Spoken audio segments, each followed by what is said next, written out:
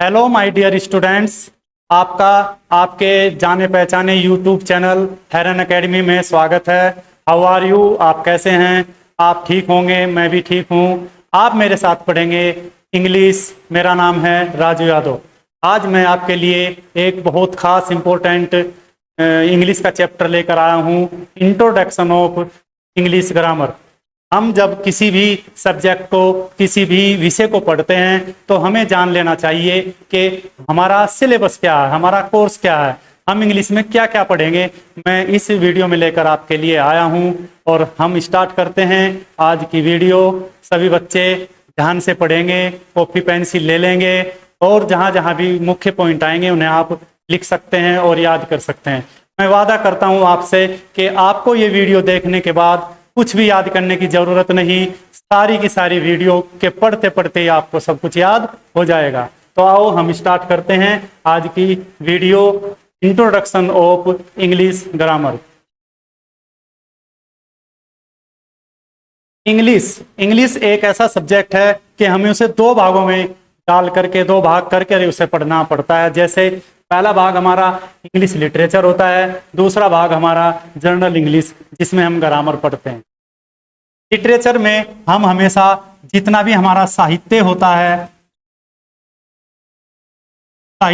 है जिसमें हमारे पास में बुक लगी होती हैं, बुक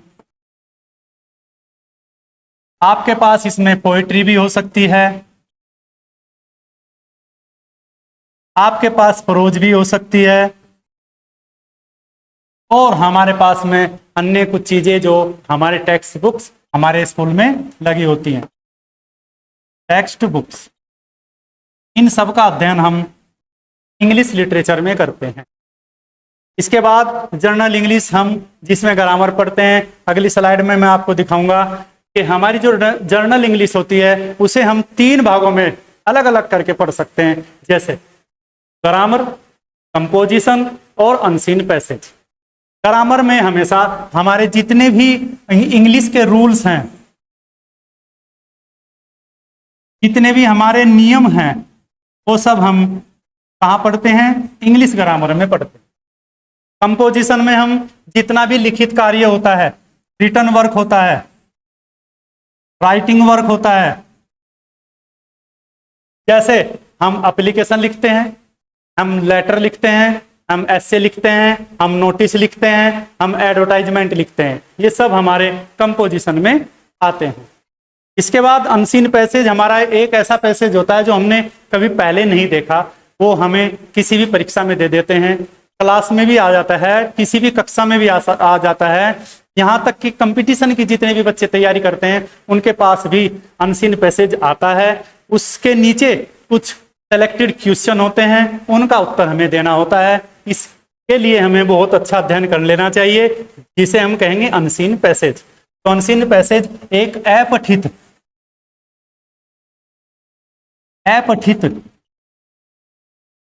पैराग्राफ कह सकते हैं, पैसेज कह सकते हैं, जो हमने कभी नहीं देखा, उसके आधार पर हमें उसमें आए हुए जितने भी क्वेश्चन है उनका उत्तर देना होता है। इसके बाद हम देखेंगे इंट्रोडक्शन ऑफ इंग्लिश ग्रामर, जो कि आज का मुख्य चैप्टर है, मुख्य वीडियो का एक मुख्य पॉइंट है, जिसमें हम आज जानेंगे introduction of English grammar. English grammar के मोस्ट इंपोर्टेंट जितने भी आपके चैप्टर हैं, जितनी भी चीज आपको इंग्लिश ग्रामर में पढ़नी है, वो सारी की सारी चीजें, सारे के सारे चैप्टर इस वीडियो में आपको दिखाई देंगे। वो कहाँ कहाँ यूज हम कर सकते हैं? जब हम किसी भी क्लास की इंग्लिश ग्रामर पढ़ते हैं तो ये सभी चैप्टर किसी ना किसी तरीके से घूम फिर करके आपके सामने आ जाते हैं। और हमारे जो बच्चे होते हैं वे थोड़े से घबरा जाते हैं, इंग्लिश का नाम सुनकर घबरा जाते हैं कि इंग्लिश तो बहुत हार्ड है। लेकिन मैं आपको आज बिल्कुल इजीली समझा रहा हूं, आसानी से समझा रहा हूं कि आपको इस वीडियो के देखने के बाद में घबराना नहीं है और इंग्लिश को बिल्कुल भी हार्ड नहीं मानना है। तो जितनी भी क्लासेज आप, चाहे वो एक क्लास हो, चाहे वो बड़ी क्लासेज हो, इंटर की क्लासेज हो, 9th की क्लासेज हो, जूनियर क्लासेज हो, सभी में इंग्लिश की ग्रामर कहीं ना कहीं किसी ना किसी रूप में कुछ ना कुछ दिखाई जरूर देती है। तो यहाँ पर जितने चैप्टर आएंगे वो हम आगे अभी बताएंगे। इंग्लिश स्पीकिंग करते समय भी हमें इंग्लिश के मेन जितने भी मोस्ट इंपोर्टेंट चैप्टर हैं, पॉइंट हैं, वे आपको सिखाए जाते हैं। इंग्लिश ग्रामर, इंग्लिश स्पीकिंग और ऑल इंग्लिश कंपटीशन, जितनी भी तैयारियां हमारे बच्चे जॉब की कर रहे हैं, नौकरियों की कर रहे हैं और उनमें इंग्लिश ग्रामर का पोर्शन लगा हुआ है, तो वहां भी यही सारे चैप्टर कहीं ना कहीं तुम्हें दिखाई देंगे। हमें चैप्टर कौन कौन से हैं, मैं आपको शुरुआत करता हूं। इंग्लिश ग्रामर का पहला चैप्टर इंग्लिश अल्फाबेट है। बहुत छोटा सा चैप्टर है अंग्रेजी का। जब हम इसे पढ़ते हैं तो हम ये जान पाते हैं कि इंग्लिश यहीं से स्टार्ट होती है। सबसे छोटा चैप्टर है इंग्लिश अल्फाबेट, जिसे हमने हिंदी में भी पढ़ा होगा तो उसे हम वर्णमाला कहते हैं। जब हम वर्णमाला का अर्थ जानने की कोशिश करते हैं, अल्फाबेट का अर्थ जानने की कोशिश करते हैं, तो हमें उसमें एक चीज बिल्कुल मेन जान लेनी चाहिए, समझ लेनी चाहिए कि वर्ण का मतलब अक्षर होता है, जिसे हम इंग्लिश में लेटर्स कहते हैं। लेटर्स कहते हैं, जितने हमारे लेटर्स हैं उन्हें हम वर्ण भी कहते हैं हिंदी में, और उन्हें हम जब एक माला में पिरो लेते हैं तो उसे हम वर्णमाला हिंदी में कहते हैं और इंग्लिश में उन्हें हम अल्फाबेट कहते हैं। तो बच्चों को कभी कभी पूछ लेते हैं अल्फाबेट का हिंदी में क्या अर्थ है, तो हम भूल जाते हैं, हम समझ नहीं पाते, हम उत्तर नहीं दे पाते। तो हमें क्या कहना चाहिए, अल्फाबेट का जो हमारा मीनिंग है वो हमारा वर्णमाला। वर्णमाला में जब हम इंग्लिश की वर्णमाला की बात करते हैं, अल्फाबेट की बात करते हैं, तो हमारे पास में इंग्लिश के 26 अक्षर होते हैं, 26 लेटर्स होते हैं।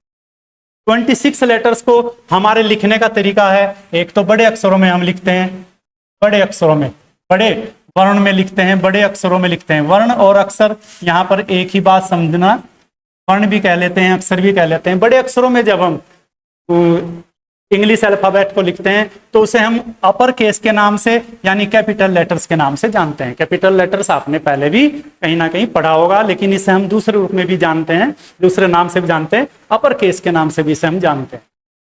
लोअर केस में हम इसे दूसरी तरीके से लिखते हैं, जिसे हम स्मॉल लेटर्स कहते हैं, छोटी ABCD कहते हैं। तो हम छोटे अक्षरों में लिखते हैं, इन्हें हम छोटे अक्षरों में लिखते हैं। तो बच्चों आप समझ गए होंगे हम अंग्रेजी को कितने रूप में लिख सकते हैं। राइटिंग वे कितने हैं हमारे, 2, छोटे अक्षरों में और बड़े अक्षरों में, capital letters and small letters. इसके बाद हम अल्फाबेट को जानने के तरीके से कि हमारी अल्फाबेट में क्या क्वालिटी है, उन्हें हम 2 भागों में बांट सकते हैं। एक हम वोवेल्स में बांट सकते हैं, जिसे हम स्वर के नाम से जानते हैं। ये हमारे पास 5 होते हैं, 5 के 5 वोवेल्स मैं आपको यहाँ पे बता रहा हूँ, AEIOU, ये हमारे इंग्लिश के वोवेल्स। जहाँ हम वोवेल्स को स्वर के नाम से जानते हैं, यहाँ हम कंसोनेंट को व्यंजन के नाम से जानते हैं। हिंदी में जब हम इन्हें लिखते हैं तो व्यंजन जानते हैं, और इंग्लिश में हम इन्हें कंसोनेंट के नाम से जानते हैं। तो PCDFGHJKLMN PQRSTVWXYZ, हम AEIOU को छोड़ देते हैं, बाकी बचे हुए हमारे 21 के 21 कंसोनेंट होते हैं। इस वोवेल्स हमारे AEIOU हमारे 5 लेटर्स हैं। इसके बाद हम जान पाएंगे दूसरा चैप्टर हमारा है part of speech. Part of speech में 8 चीजों का अध्ययन करना होता है। में 8 चीज हमारी इतनी मोस्ट इंपॉर्टेंट है, छोटे बच्चे से लेकर बड़े बच्चे तक हम इनका अध्ययन करते हैं। इनमें से कहीं ना कहीं से किसी ना किसी तरीके से कुछ ना कुछ क्वेश्चन सेलेक्ट होकर के हर परीक्षा में पूछे जाते हैं। पहला हमारा चैप्टर है पार्ट ऑफ स्पीच। इसमें हमारा पहला जो पार्ट है वो नाउन है, जिसे हम संज्ञा के नाम से जानते हैं। सभी बच्चे इसे संज्ञा के नाम से जानते हैं।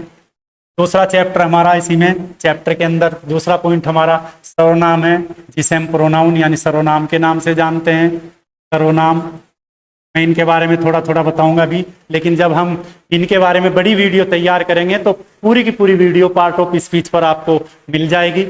मैं आशा करता हूं सभी बच्चों से, सभी स्टूडेंट्स से कि वे हमारे कमेंट में ये बात जरूर लिखें कि आपको किस किस सब्जेक्ट पर, किस किस चैप्टर पर वीडियो बनवानी है। आप हमारे कमेंट में इस चीज़ को डालते रहें, और हमारे कमेंट में ये भी डालते रहें कि आपको वीडियो अच्छी लगी या नहीं लगी, और अच्छी नहीं लगी तो क्या कारण है, क्यों नहीं लगी। हम अपने में सुधार कर पाएंगे और आपको अच्छी से अच्छी वीडियो प्रोवाइड कर पाएंगे। हमारा पूरा हेरन एकेडमी स्टाफ इस चीज के लिए आपका आभारी रहेगा कि आप हमें कमेंट करते रहें। अपना नाम भी लिखें, अपने जिले का नाम लिखें, हम अगली नेक्स्ट आने वाली वीडियो में आपका नाम भी ले पाएंगे और आपको आपके नाम से संबोधित करके आपका नाम लेंगे। तो मैं पढ़ा रहा था नाउन, उसके बाद प्रोनाउन, प्रोनाउन के बाद में हमारा होता है वर्ब, जो कि पार्ट ऑफ स्पीच का ही तीसरा पॉइंट है, तीसरा सब टाइटल है। वर्ब को हम क्रिया के नाम से जानते हैं, मैं अभी थोड़ा थोड़ा इसके बारे में बताऊंगा। एडजेक्टिव चौथा जो पॉइंट है हमारा, फोर्थ पॉइंट है हमारा एडजेक्टिव। एडजेक्टिव हमारा होता है कर्ता विशेषण, इसे हम विशेषण के नाम से भी जानते हैं, कुछ बार हम इसे विशेषण तो कहते ही हैं, कर्ता विशेषण भी कह देते हैं। और फिर हमारा है पांचवा भाग एडवर्ब, जिसे हम क्रिया विशेषण कहते हैं, क्रिया विशेषण कहते हैं। सभी बच्चे समझ पा रहे होंगे। फिर हमारा छठा भाग होता है प्रीपोजिशन, जिसे हम, प्रीपोजिशन क्या होता है, जो शब्द से, किसी शब्द से पहले कोई एक ऐसा छोटा शब्द, एक ऐसा शब्द आ जाए जो कि दूसरे अन्य शब्द से उसका संबंध कर दे, इसे हम संबंध सूचक अवयय के नाम से जानते हैं। इसे हम बोलते हैं संबंध सूचक अवयय, संबंध सूचक अवयय। ये बिल्कुल नया सा नाम लग रहा है अवयय, यहाँ पे हम शब्द नहीं कह पाएंगे, शब्द हम जब कहेंगे तो वो कंजक्शन के रूप में कहेंगे, तो अभी समझेंगे। संबंध सूचक अवयय प्रीपोजिशन को कहते हैं, मैं उदाहरण भी दूंगा अभी थोड़ी देर के बाद में। और हम फिर सातवां जो पढ़ते हैं वो कंजक्शन पढ़ते हैं, उसे हम बोलते हैं संबंध सूचक शब्द, हम बोलते हैं संबंध सूचक शब्द।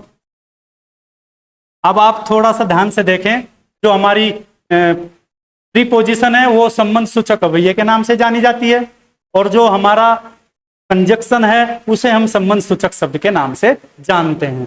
दोनों में कितना अंतर है, क्या अंतर है, ये आपको बताया जाएगा जब हमारी बड़ी वीडियो इस पर बनेगी।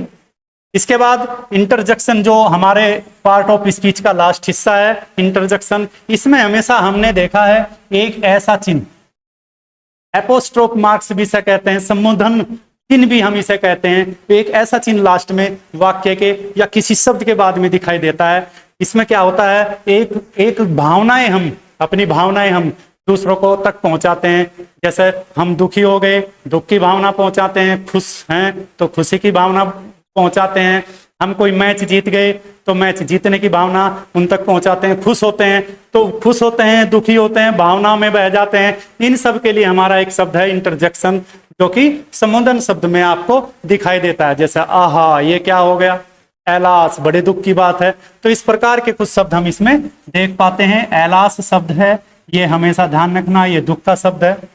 एक आपका हुर्रा है, हुर्रा शब्द है आपका, हुर्रा आपने अभी देखा होगा कभी, इसके बाद में भी ये चिन्ह आता है, बहुत खुशी की बात है। तो इस प्रकार से हम 8 भाग जो है पार्ट ऑफ स्पीच में पढ़ते हैं। अब ध्यान से देखना, नाउन क्या होता है, किसी पर्सन का, किसी स्थान का, किसी थिंग का नाम होता है, किसी आइडिया का नाम होता है। प्रोनाउन क्या होता है, प्रोनाउन किसी नाउन के स्थान पर बोले जाने वाले शब्दों को कहते हैं। हम अभी इसका पूरा अध्ययन नहीं कर रहे हैं। वर्ब वो होती है जिसे हम करते हैं, हम नहा रहे हैं, हम काम कर रहे हैं, हम पढ़ रहे हैं, हम लिख रहे हैं, ये सब लिखना पढ़ना हमारे एक्शन वर्ड होते हैं, ये सारे के सारे वर्ब में आते हैं। राइटिंग हो गया, रोट हो गया, रिटन हो गया, ये आपकी फॉर्म में भी होंगी इसमें जब हम पढ़ाएंगे। एडजेक्टिव हमेशा विशेषता बताता है, जैसे ब्लैक काऊ, काली गाय, तो गाय की विशेषता बताने वाला शब्द ब्लैक जो है आपका, वो आपका एडजेक्टिव हो गया। एडवर्ब हमेशा क्रिया की विशेषता बताता है।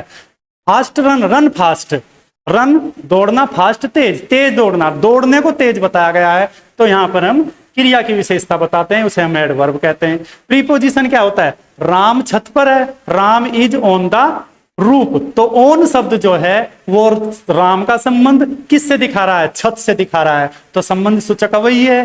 तो ये एक ऐसा शब्द है जो कि राम को छत पर दिखा रहा है। तो पर शब्द जो है, जो ऑन शब्द है, वो ऑन शब्द आपका क्या हुआ, प्रीपोजिशन हुआ। ऑन के अलावा इन भी हो सकता है, कमरे में है। तो इस प्रकार से हम प्रीपोजिशन का अध्ययन जब हम करेंगे तो हम समझाएंगे on, in, into, on, upon, at, ये सभी आपके प्रीपोजिशन। 7वां नंबर हमने कंजक्शन का उदाहरण मैं आपको दूंगा। तो ज्वाइन वर्ड्स हैं जो कि किसी दो वाक्यों को, दो छोटे वाक्यों को या दो शब्दों को जोड़ करके एक बना देता है। जैसे एंड शब्द आपने पढ़ा होगा, एंड। एंड हमेशा ध्यान रखना वो आपका कंजक्शन है, एक बट शब्द ऐसा ही है। मैं आपको उदाहरण भी दूंगा कि राम और श्याम स्कूल जाते हैं, तो राम एंड श्याम दोनों इकट्ठे कर दिए, तो एंड शब्द ने जब वो इकट्ठे किए तो आपका क्या हुआ, एंड शब्द आपका कंजक्शन हुआ। इंटरजेक्शन के बारे में मैंने आपको बता दिया, जैसे एलास, हुर्रा, दुख की भावना, खुशी की भावना, ये सभी आप जो है इंटरजेक्शन में पढ़ते हैं। इसके बाद हम देखते हैं हमारा नेक्स्ट चैप्टर है डिटरमाइनर्स। जिस प्रकार से अभी पार्ट ऑफ स्पीच में हमने 8 भागों को देखा है, इसी प्रकार से हमारा जो चैप्टर है डिटरमाइनर्स, तो डिटरमाइनर्स में भी हम कुछ चैप्टर हैं, जैसे 7 चैप्टर छोटे छोटे हैं, ये एक ही वीडियो डिटरमाइनर्स की बनेगी, सभी के बारे में आपको जानकारी मिल जाएगी। जैसे आप देखें आर्टिकल्स है, सबने पढ़ा है, छोटे बच्चे भी इसे पढ़ते हैं, कक्षा 1 से लेकर इंटर तक कहीं ना कहीं इसका उपयोग आपने कर लिया भी होगा, देख भी लिया होगा, और कंपटीशन में भी इसमें से कुछ ना कुछ जरूर आता है। कैसे आता है वो बताया जाएगा, लेकिन आप टोटली समझ रहे हैं। आर्टिकल्स जिसमें ए, एन और दी, इनका अध्ययन करते हैं। उसके बाद आपका डिटरमाइनर्स में ही है डेमोस्ट्रेटिव। डेमोस्ट्रेटिव हमेशा इशारे से बोले जाने वाले शब्द होते हैं, वह, यह, वे, ये, इस प्रकार से होता है। जैसे कि दिस इज ए बैग, ये एक बैग है, हम इशारे से उसे बोल रहे हैं, यह है एक बैग है। अगर हम दूर के लिए बोलते हैं तो दैट इज ए बैग, वो एक बैग है। तो इस प्रकार से हम जब डेमोस्ट्रेटिव का प्रयोग करते हैं तो हम इशारों से इसका प्रयोग सीखते हैं। पोसेसिव में हमेशा हमारे पास अगर कोई चीज है, जैसे माई मदर, तो हमने माई लगा दिया। यूअर फादर, तुम्हारा पिता, तो हमने यूअर लगा दिया। हिज सिस्टर, उसकी बहन, तो हमने हिज लगा दिया।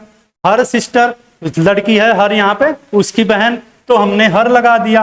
देयर वर्क्स, उनके कार्य, तो हमने देयर लगा दिया। तो हमेशा पोसेसिव का मतलब होता है किसी कर्ता के पास कोई चीज है, my mother, my father, his mother, his father, तब हम उसका प्रयोग पोसेसिव के रूप में कर सकते हैं। इसके बाद हमारे पास एक क्वांटिटीफायर्स होते हैं, यानी हम कहते हैं क्वांटिटी, किसी भी वस्तु की मात्रा को दर्शाता है।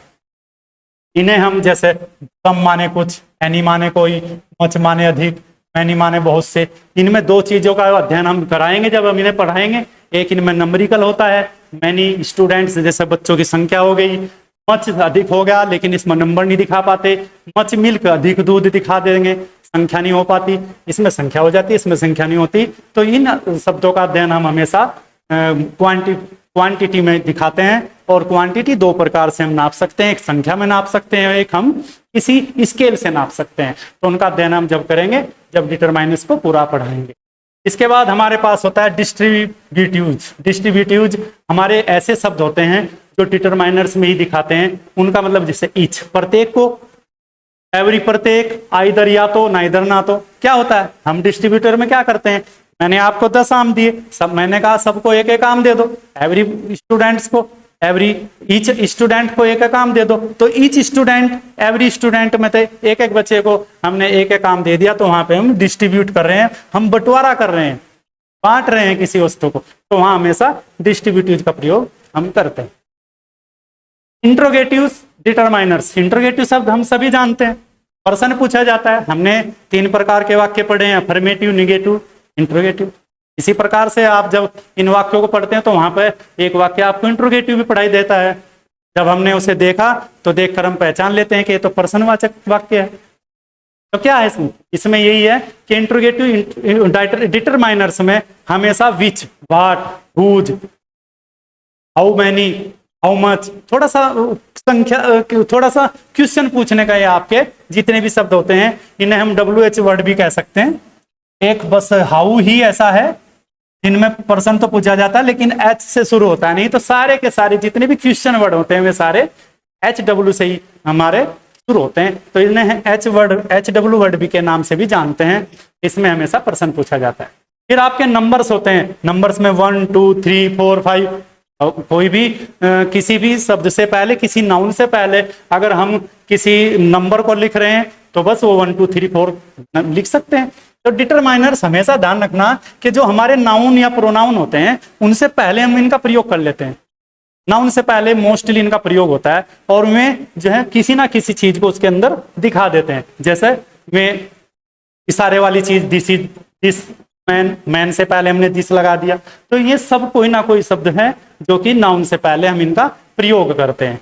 तो ये चैप्टर आपका डिटरमाइनर्स है, इसे हम पढ़ेंगे विस्तार से। इसके बाद हमारा नेक्स्ट चैप्टर है, बहुत खास चैप्टर है, हेल्प वर्ब। हेल्प वर्ब, और इसी में मैं आपको मॉडल्स भी समझा रहा हूं साथ के साथ, और इन्हें एक्सक्लूसिव वर्ब के नाम से भी जानते हैं। कुछ नए नाम हैं वो आ जाते हैं पढ़ते पढ़ते। एक्सक्लूसिव वर्ब किसी ने नहीं सुना होगा, किन्हीं बच्चों ने सुना होगा, कुछ बच्चे जानते होंगे, कुछ नहीं जानते होंगे। एक्सक्लूसिव वर्ब में ही होते हैं जो कर्ता की और जो क्रिया की सहायता करते हैं। तो हेल्प वर्ब हमेशा क्रिया की सहायता करने वाले शब्द होते हैं। इनमें मेनली हेल्प वर्ब्स में इज, एम, आर, वाज, वर और अन्य बहुत से शब्द हैं जो सिखाए जाएंगे। और मॉडल्स में can, could, may, might, must आदि हैं कुछ शब्द जो आपको पढ़ाए जाएंगे। तो आप ध्यान रखना, हमारा ये चैप्टर है हेल्प वर्ब का। इसमें सहायक क्रियाएं मैं आपको लिख भी दूंगा यहाँ पे कि हम इन्हें सहायक क्रियाओं के नाम से भी जानते हैं। हिंदी में हम इन्हें सहायक क्रियाएं कहते हैं। अब मुख्य क्रियाएं तो आप समझ गए, जो कि आपने पीछे देख लिया, अभी थोड़ी देर पहले मैंने वो वर्ब बताई थी। अब उनकी भी सहायता करने वाले शब्द हैं, उन्हें हम हेल्प वर्ब कह देते हैं। तो हेल्प वर्ब हमेशा क्रिया की सहायता करते हैं। तो ये शब्द हमें यहाँ पे पढ़ने होंगे। इसके बाद हम देखते हैं चैप्टर बहुत खास है, मोस्ट इंपोर्टेंट है। ऐसा कहा जाता है अगर आप ग्रामर पढ़ रहे हैं और आपने टेंस नहीं पढ़ा तो कुछ नहीं पढ़ा, ऐसा कहा जाता है। तो मोस्ट इंपोर्टेंट जो आपका चैप्टर है वो टेंस है। टेंस के बारे में आपको इसका एक बहुत ही अच्छी वीडियो लेकर हम आपके बीच में आएंगे, तो आप इसमें पूरा अध्ययन करेंगे। ये चैप्टर आपका ग्रामर में लगा हुआ है, बहुत खास लगा हुआ है। ये चैप्टर कभी भी किसी भी जगह से छूट कर नहीं जाता, हर जगह ये जरूर आता है। चाहे आप कोई सी क्लास कर लो, कोई सा कंपटीशन दे लो, टेंस के बारे में, टेंस के अंदर से कुछ ना कुछ जरूर आता ही आता है। अब टेंस हमारे कितने प्रकार के होते हैं? कुछ बच्चे कह देते हैं जी टेंस तो हमारे 12 प्रकार के होते हैं, लेकिन ऐसा नहीं है। हमारे जो टाइप्स हैं वो टेंसों के जो टाइप्स हैं वे कितने हैं? वे हमारे 3 हैं। और हम इन्हीं 3 टेंसों को कितने भागों में बांट लेते हैं, कितने भाग बना लेते हैं? 12 पार्ट्स कर लेते हैं। तो कुछ बच्चे कह देते हैं टेंस तो 12 प्रकार के होते हैं। नहीं, टेंस 3 प्रकार के होते हैं, लेकिन उन 3 के 3 टेंसों के हम 4-4 भाग कर लेते हैं और 12 प्रकार के पूरे पार्ट्स हमारे टेंस के हो जाते हैं। तो इनमें हम अध्ययन जब करेंगे आपको पता लगेगा। हम प्रेजेंट को, पास्ट को और फ्यूचर को, 3 प्रकार के हमारे टेंस हैं। इनका प्रयोग हम 4-4 प्रकार से करते हैं, 4-4 जगह करते हैं। इस प्रकार से सब के सब हम जब जोड़ते हैं 4 इसके हो जाते हैं, 4 इसके हो जाते हैं, 4 इसके हो जाते हैं। तो हम इन्हें 12 प्रकार में पढ़ते हैं, 12 पार्ट्स में, हिस्सों में पढ़ते हैं। प्रेजेंट टेंस हमेशा ध्यान रखना वो हमारा वर्तमान काल होता है, जो अभी चल रहा है, वर्तमान काल। इसकी हमेशा पहचान रखना हमारे पास में होती है या हूं भी कह देते हैं, हूं, या हो भी कैसे हैं, हो, या हैं। ये हमारी पहचान किसकी है?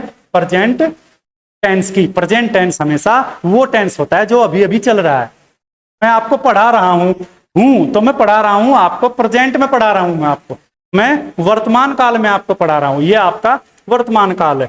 अगर मैं इसी चीज को आगे देखूं तो पास्ट टेंस हमेशा भूतकाल होता है। भूतकाल वो होता है जो बीत जाए,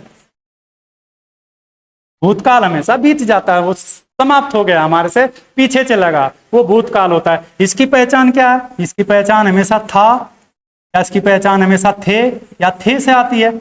अब मैं आपको बोल रहा था कि मैं आपको पढ़ा रहा हूं तो प्रेजेंट हुआ, लेकिन मैं आपको पढ़ा रहा था तो फिर आपका पास्ट हो जाएगा। तो हमारे जो 2 टेंस पहले हुए, एक वर्तमान काल, एक भूतकाल। तीसरा हमारा टेंस होता है फ्यूचर टेंस। फ्यूचर टेंस को हम भविष्य काल भी कहते हैं। भविष्य काल, भविष्य काल क्या होता है? जो आने वाला है। इसकी पहचान हमेशा कहां से करते हैं? गा से करते हैं, की से करते हैं, या गे से। ये कहीं ना कहीं शब्द आपको वाक्य में दिखाई देंगे, तो समझो हमारा कोई सा ना कोई सा फ्यूचर टेंस का ही हिस्सा होगा। इनमें से कौन सा होगा? अब हमने प्रेजेंट को, पास्ट को और फ्यूचर को, तीनों को समझा। अब इसका उदाहरण हम क्या कह सकते हैं, जैसे मैं आपको पढ़ाऊंगा, मैंने एक ही वाक्य को 3 जगह प्रयोग कर दिया। पहला वाक्य में बोला था मैं आपको पढ़ा रहा हूं, आप बताएंगे क्या होगा, वर्तमान काल हो गया। दूसरा मैंने बोला कि मैं आपको पढ़ा रहा था का मतलब पीछे चला गया यानी पास्ट हो गया। और मैं आपको पढ़ाऊंगा, इसका मतलब मैं आगे आपको पढ़ाऊंगा यानी भविष्य में आपको पढ़ाऊंगा। तो आपको इस बात को समझना है कि 3 के 3 टेंस जब हम बोलते हैं, बोलते हुए ही हमें पता लग जाना चाहिए कि कौन से प्रकार का टेंस है। ठीक है, आज इस टेंस में, इस चैप्टर में टेंस में आपको इतना ही। इसकी एक लंबी वीडियो आपको बना करके तैयार करके आपको दिखाई जाएगी। तब तक के लिए नेक्स्ट चैप्टर देखिए, हमारा चैप्टर है एक्टिव एंड पैसिव वॉइस। इन्हें वॉइस कहते हैं और 2 नाम से इसे जाना जाता है, एक्टिव वॉइस और पैसिव। एक्टिव वॉइस से पैसिव वॉइस किया जाता है, पैसिव वॉइस से एक्टिव वॉइस किया जाता है। ये टेंस का ही दूसरा हिस्सा है। जिस प्रकार हम टेंस पढ़ के आए, उन टेंसों को हम हमेशा एक्टिव में पढ़ के आते हैं। अब हम उन्हीं टेंसों से पैसिव बनाते हैं।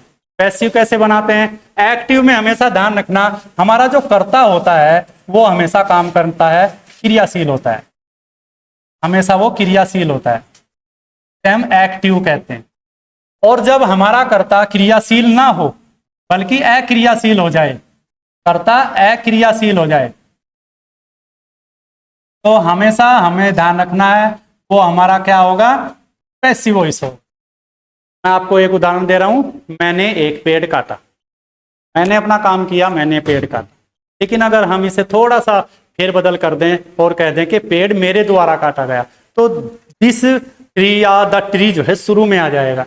और अगर आई शुरू में आ गया तो सब्जेक्ट अपना काम कर रहा है, लेकिन अगर बाय मी लास्ट में ऑब्जेक्ट के स्थान पर आ गया तो वो अपना काम नहीं कर रहा है। तो इस प्रकार से हम एक्टिव और पैसिव पढ़ते हैं, ये टेंस का ही भाग है। रूल्स इसके 2 प्रकार से आते हैं, सभी टेंसों में हम इनका प्रयोग ना करके, हमने सभी टेंस यहाँ लिखे हैं, लेकिन फिर भी मैं आपको बताऊं 8 टेंस में हम हमेशा पैसिव वॉइस बनाते हैं। वो आपको जब हम वीडियो बनाएंगे तब हम आपको बताएंगे कौन कौन से 8 हैं और कौन से 4 नहीं हैं। हम क्या करते हैं, या तो हम एक्टिव से पैसिव करते हैं या फिर हम पैसिव से एक्टिव करते हैं। 2 प्रकार से हम इनका सेंटेंस का प्रयोग करते हैं। ठीक है, आगे आप देखेंगे हमारा नेक्स्ट चैप्टर है सब्जेक्ट वर्ब एग्रीमेंट। बहुत खास चैप्टर है। इस चैप्टर का प्रयोग हर जगह कहीं ना कहीं किसी ना किसी रूप से जरूर दिखाई देता है। एग्रीमेंट, सब्जेक्ट, वर्ब, ये देखो ध्यान से देखें, इसमें 2 शब्द हैं, एक सब्जेक्ट है, एक आपका वर्ब है। इसका हमें प्रबंध करना है। कैसे प्रबंध करना है भाई, हमें प्रबंध करना है। कैसे प्रबंध करना है, सब्जेक्ट को वो ही वर्ब देनी है जो उसे चाहिए और वर्ब को वही सब्जेक्ट देना है जो उसे चाहिए। एक वचन का अगर सब्जेक्ट है, मैं एक उदाहरण अगर आपको दे दूं, एक सिंगुलर आपका सब्जेक्ट है, तो हम उसे कौन सी क्रिया देंगे, उसे हम क्रिया भी सिंगुलर की ही देंगे। तब हमारा एग्रीमेंट क्या होगा, ठीक होगा ना, सिंगुलर की ही वर्ब देंगे।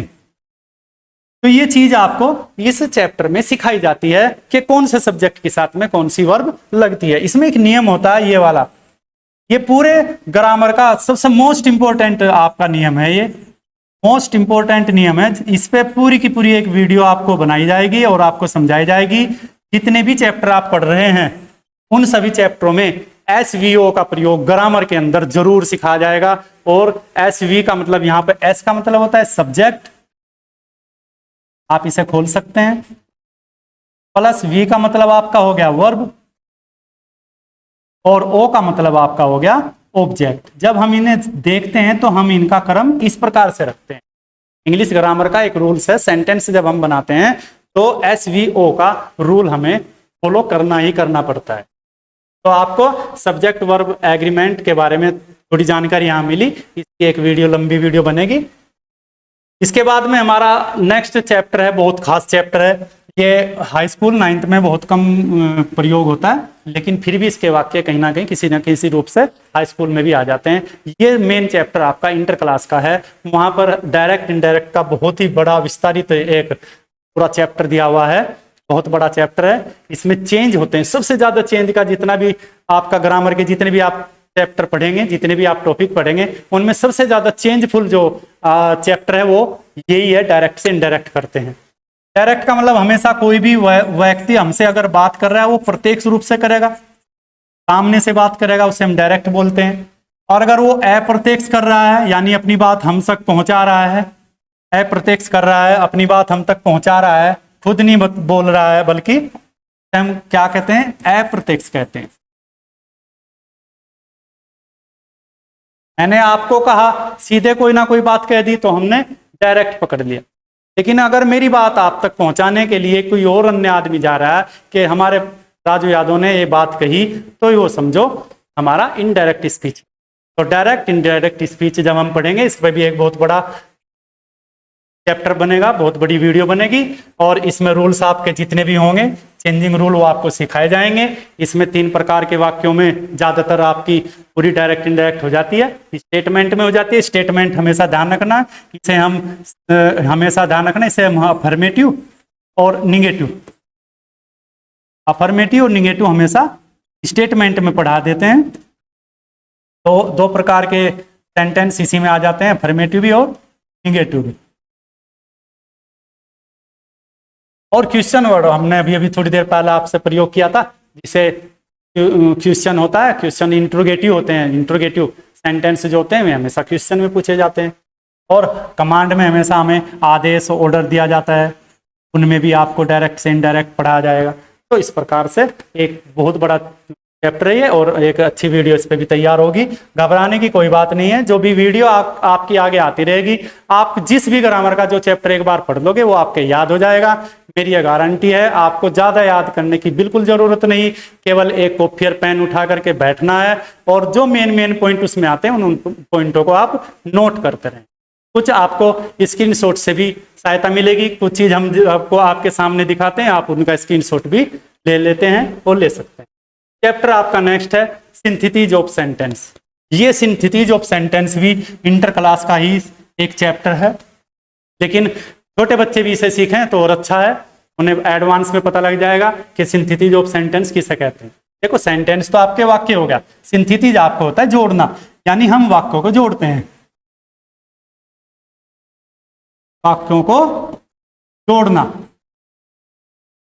अब इसमें क्या हो सकता है, या तो ये 2 वाक्य होंगे या 3 वाक्य होंगे। एक वाक्य तो जुड़ेगा नहीं, एक तो ऑलरेडी एक है ही, लेकिन या तो हम 2 वाक्य या फिर हम 3 वाक्यों को जोड़ करके एक नया वाक्य बना देते हैं, और उसका मीनिंग, उसका अर्थ नहीं बदलते हैं, उसे हम बोलते हैं synthesis of sentence.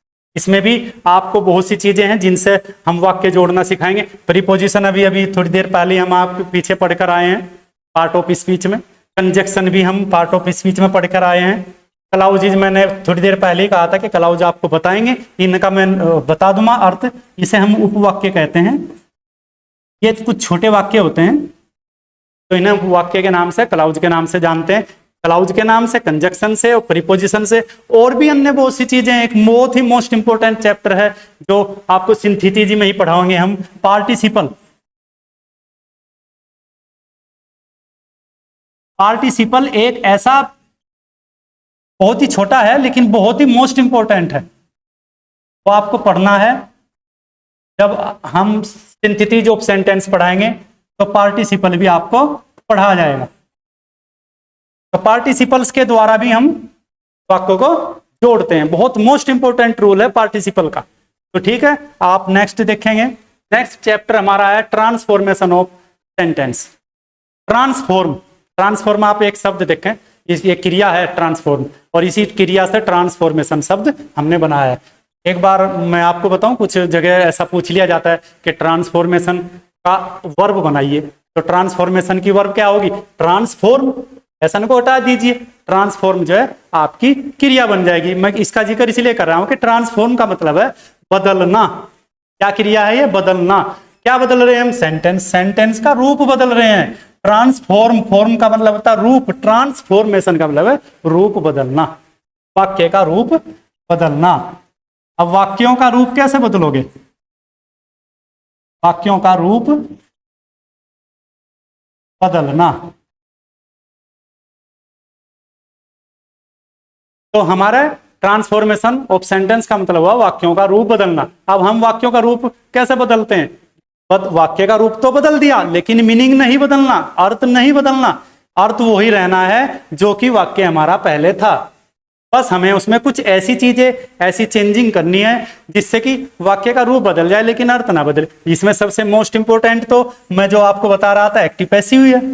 Active passive को जब हम पढ़ाएंगे तो वाक्य का रूप बदल देता है लेकिन मीनिंग नहीं बदलता। मैंने अभी कहा था मैंने पेड़ काटा, पेड़ मेरे द्वारा काटा गया, रूप तो बदल गया लेकिन वाक्य का अर्थ नहीं बदला। इसे हम ट्रांसफॉर्मेशन ऑफ सेंटेंस के नाम से जानते हैं। इसमें निगेटिव से अफर्मेटिव कर सकते हैं, अफर्मेटिव से निगेटिव कर सकते हैं, इंट्रोगेटिव से अफर्मेटिव कर सकते हैं। यानी जितने भी प्रकार के हमारे सेंटेंस हैं, अफर्मेटिव हो, निगेटिव हो, इंट्रोगेटिव है, उनको दूसरे रूप में हम बदल के ट्रांसफॉर्मेशन का प्रयोग करना सीखते हैं।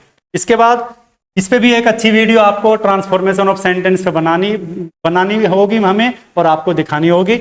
आप हमारी वीडियो बस देखते रहें, लाइक करते रहें, सब्सक्राइब करते रहें हमारे चैनल को, ताकि हमें उत्साह मिले और हम अच्छी अच्छी नई वीडियो आपके लिए तैयार कर सकें। नेक्स्ट चैप्टर हमारा है सिंटेक्स ऑफ सेंटेंस भी कहते हैं, करेक्शन के नाम से भी इसे जानते हैं, फंक्चुएट से नाम से भी इसे जानते हैं। फंक्चुएट जो है हाई स्कूल में पढ़ाया जाने वाला चैप्टर है। फंक्चुएट का मतलब होता है शुद्ध करना, सही करना। करेक्शन का मतलब भी सही करना, शुद्ध करना। और यहाँ पे एक नया शब्द है सिंटेक्स। सिंटेक्स का मतलब भी शुद्ध करना या सही करना, शुद्ध करना या सही करना। क्या होता है? हमने पढ़ा है कुछ बार जो है हमें एग्जाम में एक गलत सेंटेंस दे दिया जाता है और हमसे कहा जाता है कि इस वाक्य को शुद्ध करो और आपको फिर उसका 1 नंबर या 2 नंबर मिल जाता है। तो वहां पे हम पढ़ते हैं सिंटेक्स, करेक्शन और पंक्चुएट। अब क्या है इसमें भी आप ध्यान रखना जो मैंने आपको पढ़ा था SVO, क्या पढ़ा था? सब्जेक्ट वर्ब ऑब्जेक्ट का ये फार्मूला यहाँ पूरे का पूरा आपको इस्तेमाल करना है। स्पेलिंग तो गलती नहीं आएगी, लेकिन बड़ा अक्षर, कैपिटल अक्षर, छोटा अक्षर बना देते हैं। किन्हीं शब्दों के कैपिटल अक्षर ही बनने हैं शुरू के, पर उन्हें छोटा बना देते हैं। कहीं पे वर्ब सब्जेक्ट के हिसाब से, एग्रीमेंट के हिसाब से उसकी सब्जेक्ट की वर्ब गलत कर देते हैं। कहीं वर्ब सही होती है उसका सब्जेक्ट गलत कर देते हैं। कहीं ऑब्जेक्ट उसके साथ वो नहीं आना, कोई और आना, वो गलत कर देते हैं। तो सिंटेक्स में हम सीखते हैं वाक्य को सही करना, शुद्ध करना, अरेंजमेंट करना। राइट अरेंजमेंट को हम सिंटेक्स ऑफ सेंटेंस के नाम से जानते हैं। के बाद में हमारे पास में है chapter word vocabulary. Word vocabulary हमेशा ध्यान रखना है, किसी भी परीक्षा में आप बैठिए इंग्लिश की, और इंग्लिश में अगर आपको वहाँ पे आपका इंग्लिश का पोर्शन उस परीक्षा में आया हुआ है, चाहे वो नौकरी हो, चाहे वो जॉब हो, चाहे वो किसी भी क्लास में हो, वहाँ पे इनमें से कुछ ना कुछ भाग जरूर दिखाई देता है। इसमें कुछ चैप्टर हैं छोटे छोटे, 1 2 3 4। इन 4 के 4 चैप्टरों से आपको कहीं ना कहीं किसी ना किसी वोकैबुलरी का वर्ड जरूर दिखाई देता है। वोकैबुलरी क्या होता है, किसे कहते हैं वोकैबुलरी? शब्दावली को कहते हैं। वोकैबुलरी हमेशा ध्यान रखना, इसका अगर हम हिंदी रूप निकाल कर लाएंगे तो उसे हम कहते हैं वर्ड वोकैबुलरी को शब्दावली। शब्द की एक समूह, इसके बारे में हमें कुछ भी पूछ लिया जा सकता है। जैसे सिनोनिम्स आपने पढ़े नहीं है तो कोई बात नहीं, अब समझेंगे। सिनोनिम्स को हम पर्यायवाची कहते हैं। अब पर्यायवाची क्या हुआ? सभी बच्चे छोटे से लेकर बड़े तक जानते हैं। अगर हमने कहा कि हैप्पी तो दूसरा मीनिंग उसका जॉयफुल हो गया, हैप्पी, और दूसरा मीनिंग हमारा जॉयफुल हो गया। ऐसे ही अगर कोई और मीनिंग हम लें, एक हमारा मीनिंग सैड हो गया, दुखी, इसका दूसरा मीनिंग अनहैप्पी हो गया। अनहैप्पी नहीं लिखना है तो एक और शब्द लिख सकते हैं, सोरो भी लिख सकते हैं, SORROW, सोरो। ये क्या है आपके? एक से दूसरा मीनिंग जो का तो सेम टू सेम हम लिख रहे हैं, यानी पर्यायवाची हम एक शब्द दूसरे शब्द के बिल्कुल बराबर का अर्थ दे रहे हैं। उन्हें हम जो होते हैं क्या बोलते हैं? सिनोनिम्स बोलते हैं, इंग्लिश में पर्यायवाची बोलते हैं, हिंदी में। दूसरा एक आपका चैप्टर है इसके अंदर, वर्ड वोकैबुलरी के अंदर, एंटोनिम्स। एंटोनिम्स हमेशा ध्यान रखना, सभी बच्चों ने पढ़ा है ऑपोजिट वर्ड। ऑपोजिट वर्ड किसे कहते हैं? विलोम। जब हम विलोम पढ़ते हैं तो हम उसका विपरीत अर्थ ढूंढते हैं। किसी भी शब्द का विपरीत अर्थ अगर हम ढूंढ रहे हैं तो हम विलोम पढ़ रहे हैं, और इंग्लिश में हम उसे क्या कहते हैं? एंटोनिम्स। जैसे मैंने कहा बिग, बिग माने बड़ा, तो स्मॉल माने उल्टा छोटा कर दिया। बिग माने बड़ा, स्मॉल माने छोटा। कोई ऊंचा है कोई नीचा, तो इस प्रकार से हम जो है एंटोनिम्स को ढूंढते हैं, तो हम विलोम शब्द उनमें प्रयोग करते हैं। होमोफोन्स, होमोफोन्स एक नया शब्द है, कुछ बच्चों ने सुना है कुछ बच्चों ने नहीं सुना है। होमोफोन्स का मतलब क्या होता है कि शब्द बोलते तो हैं एक जैसी, उनकी आवाज जो उनकी साउंड है, जो साउंड है उनकी वो तो समान है, समान साउंड है, समान आवाज है, समान आवाज है,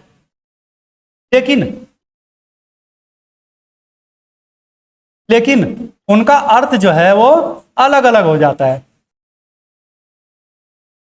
साउंड हमारी समान है, जैसे मैं बोल रहा हूं देयर, देयर, देखो THEIR, देयर, देयर माने होता है उनके। अभी थोड़ी देर पहले हम आए थे वहां पे पोसेसिव में, जब हमने part of speech sorry determiners में जब हमने पढ़ा था, तो वहां हमने देयर शब्द भी पढ़ा था। देयर माने उनके, माई माने मेरा, तो देयर उनके हैं। देयर माने यहां, यानी एक स्थान के लिए यूज करते हैं। इस प्रकार दे आर, देयर, देखो दे आर में आर माने यहां पे शॉर्ट कर दिया, दे और आर है, दे आर, दियर और देयर। यानी इसका मतलब है कि हमारे तीन के तीन शब्द एक जैसे हैं, लेकिन फिर भी तीनों में मीनिंग में अर्थ में अंतर है, तो इन्हें हम बोलते हैं होमोफोन्स। स्पेलिंग में भी अंतर होएगा, मीनिंग में भी अंतर होएगा, लेकिन साउंड में अंतर नहीं होगा, एक जैसे बोलेंगे। एक बहुत खास इसमें नंबर 4 पे होता है वन वर्ड सब्स्टिट्यूशन। इसे हम हिंदी में बहुत पढ़कर आए हैं, एक वाक्य के लिए एक शब्द या शब्द समूह के लिए एक शब्द। मैं इसमें एक उदाहरण भी दिया है, हु नेवर डाई, जो नहीं कभी मरता, जो कभी नहीं मरता, हम उसके लिए एक शब्द इस्तेमाल कर सकते हैं जिसे हम कहते हैं इमोर्टल, अमर। इजी है, बहुत से ऐसे शब्द आपको आएंगे जिसे आप पढ़कर भी आए हैं, उन्हें हम इंग्लिश में भी समझेंगे। तो वर्ड वोकैबुलरी में इस प्रकार के कुछ शब्द आपको दिखाई देंगे जिनका हमें इस्तेमाल या तो पर्यायवाची में करना है, या तो एंटोनिम से विलोम शब्दों में करना है, या तो फिर हमें समान आवाज वाले लेकिन अलग अलग भिन्न अर्थ वालों में करना है, या फिर हमें एक शब्द को एक वाक्य के लिए इस्तेमाल करना है। इस प्रकार से आपको इंग्लिश ग्रामर के वर्ड ऑफ वोकैबुलरी के इस चैप्टर में कुछ शब्दों का अध्ययन करना है। आज की वीडियो में इतना ही। आपका धन्यवाद, आपने हमारी वीडियो को देखा। मैं फिर लास्ट में आपको कहना चाहता हूं, आप हमारे YouTube चैनल को सब्सक्राइब करें, हमारी वीडियो को लाइक करें। कमेंट में आप अपना नाम, अपने जिले का, अपने स्थान का नाम लिखकर हमें भेज सकते हैं। हम आने वाली वीडियो में आपका नाम बोलेंगे और हमारे जो भी कमेंट आप हमें डालेंगे वो कमेंट भी आपको बताएंगे। कोई भी समस्या अगर आपको है, कोई भी डाउट अगर आपको है, तो वो कमेंट में डाल दें। अगली वीडियो में हम उस डाउट को बिल्कुल हल करके आपको समझा करके बताएंगे। आज के लिए इतना ही, धन्यवाद, बाय।